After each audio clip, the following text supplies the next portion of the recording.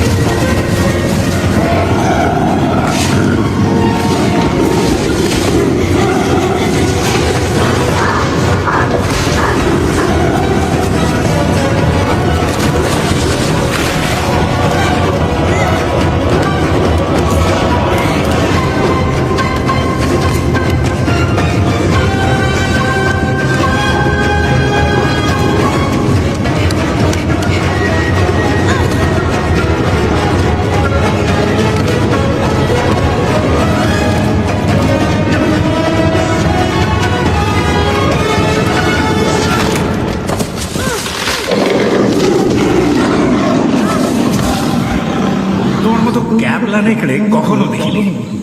ওই ডালটা ভাঙলে না আমি জিততাম।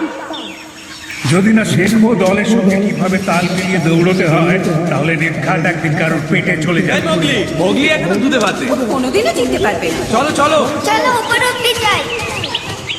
আমি তো ঠিক রাস্তাতেই যাচ্ছিলাম। নেকড়েরা কখনো গাছের আড়ালে লুকোয় না। আমি চেষ্টা করেছিলাম বাগিরা, কিন্তু গাছের ডালটাই যে ভেঙে গেল। ওটা একটা মরা গাছ ছিল। আমি কি করে জানবো যে গাছটা মরা ছিল? দেখো নি, গাছটার গা বেয়ে একটা লতানো গাছ ছিল। এসব গাছ হয় মরে গেছে, না হয় মরে যাবে। নেকড়েদের এগুলো জানতেই হয়।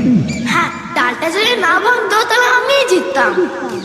মানছি জন্মগতভাবে তুমি নেকড়ে নাও, কিন্তু হাবভাবে তো দেখাতে পারো।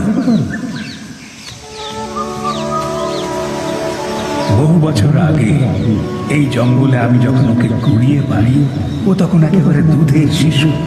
চলো হরিণের পেছনে যাই। বেঁচে থাকার জন্য ওর একটা পরিবারের দরকার ছিল, যারা ওকে রক্ষা করবে, লালন পালন করবে। তাই আমি ওকে নেকড়েদের হাতে সঁপে দিই। সবাই একজোট হও বন্ধুরা। নেকড়েদের মধ্যে আকিলা ছিল এক সৎ এবং মহৎ দলনেতা। বহু বছর ধরে ওই মোগলিকে ওদের পরিবারের সঙ্গে রেখেছে।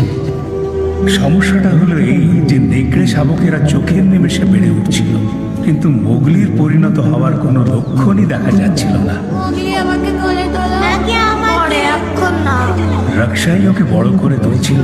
মা বলতে মোগলি শুধু ওকেই বুঝতো। এসো না খেলি। আমার খেলতে ভাল লাগছে না। তুমি তো আমার দাদা, খেলতেই হবে তোমায়। চলো না এই তো তোরা যা। কেমন হলো আজকে? আমি আজও পারিনি।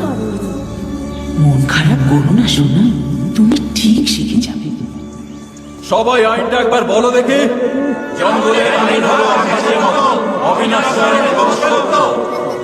যে করবে মান্য তার হবে অগ্রগতি, যে করবে অমান্য তার হবে দুর্গতি।